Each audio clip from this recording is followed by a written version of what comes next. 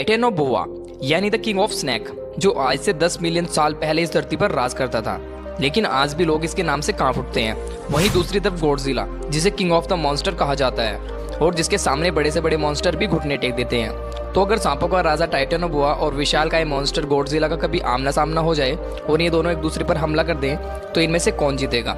जाहिर सी बात है, इनमें से किसी एक की जीत दूसरे की मौत से तय होगी। तो इस लड़ाई का विजेता कौन होगा, चलिए जान लेते हैं। सबसे पहले अगर गॉडजिला और टाइटेनोबोआ के आकार की तुलना करें तो ये थोड़ा कठिन काम होगा, क्योंकि इन दोनों के फिजिकल स्ट्रक्चर में बहुत ज्यादा अंतर देखने को मिलता है। जहां गॉडजिला मजबूत छाती, स्ट्रॉन्ग मसल्स और पीठ पर पत्थर जैसे मजबूत और नुकीले कांटों से मिलकर बना है, तो वहीं दूसरी तरफ टाइटेनोबोआ एक विशालकाय सांप होने के बावजूद भी इसका शरीर सर से लेकर पूंछ तक एक समान दिखाई देता है। जहां दुनिया के सबसे विशालकाय सांप टाइटेनोबोआ की लंबाई करीब 50 फीट, मतलब एक 5 मंजिला घर के समान होता था, और इसका वजन 1500 किलोग्राम यानी कि 1.5 टन तक होता था।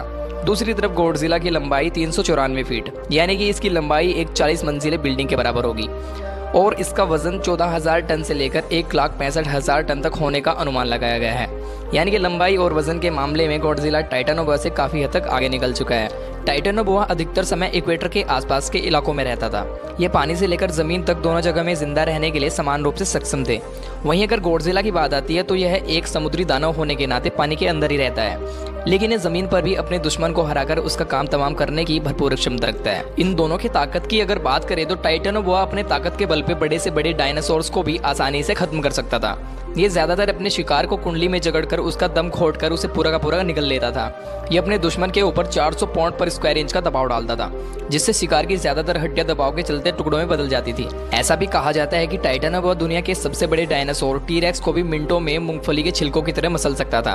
तो वहीं दूसरी तरफ गॉडजिला का सबसे ताकतवर अटैक है एटॉमिक ब्रेथ। गॉडजिला जब चाहे अपने मुंह से प्लाज्मा भी निकाल सकता है, जिससे हजारों मीलों तक जितने भी जिंदा प्राणी हैं वो रेडिएशन की चपेट में आकर तड़प तड़प कर मर जाते हैं। गॉडजिला का एक एडवांटेज है कि वो बहुत ही तेज दौड़ सकता है, लेकिन टाइटेनोबोआ अपने विशाल शरीर को रेंगते हुए एक जगह से दूसरी जगह तक जाने में काफी समय ले लेगा।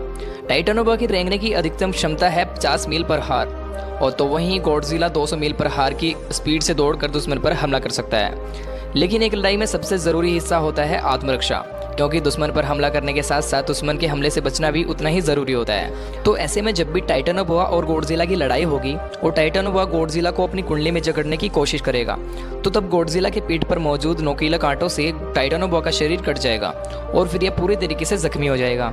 और तो और गॉडजिला के विशाल शरीर को टाइटेनोबोआ पूरी तरीके से अपने जकड़ में नहीं ले पाएगा, क्योंकि गॉडजिला टाइटेनोबोआ से लगभग 8 गुना ज्यादा बड़ा है। हकीकत में टाइटेनोबोआ के कई हमलों से गॉडजिला के ऊपर एक आंच भी नहीं पड़ने वाला।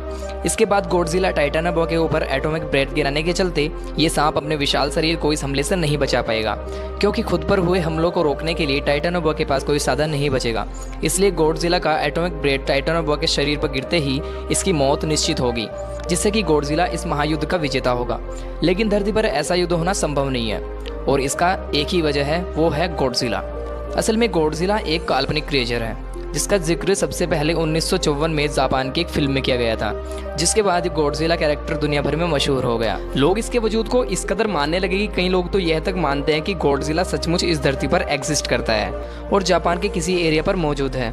उन लोगों का कहना है कि गॉडजिला को उसका सारा पावर जापान के हिरोशिमा और नागासाकी के ब्लास्ट होने के बाद उत्पन्न होने वाली खतरनाक रेडिएशन से मिलता है। लेकिन ये तो आपको पता ही होगा कि ऐसा होना प्रैक्टिकली पॉसिबल नहीं है। तो इसलिए गॉडजिला जैसे मिथिकल के साथ टाइटेनोबोआ जैसे सचमुच एग्जिस्ट करने वाले सांप की पावर की तुलना करना सही नहीं होगा। और अगर इमेजिनेशन के तौर पर यह तुलना भी होती है तो हर एंगल से इस मुकाबले में गॉडजिला की ही जीत होगी। तो आपके मुताबिक अगर इन दोनों में लड़ाई हो जाए तो इनमें से कौन जीतेगा, नीचे कमेंट करके ज़रूर बताएं। और अगर वीडियो अच्छा लगा तो वीडियो को लाइक करके चैनल को सब्सक्राइब जरूर कर देना।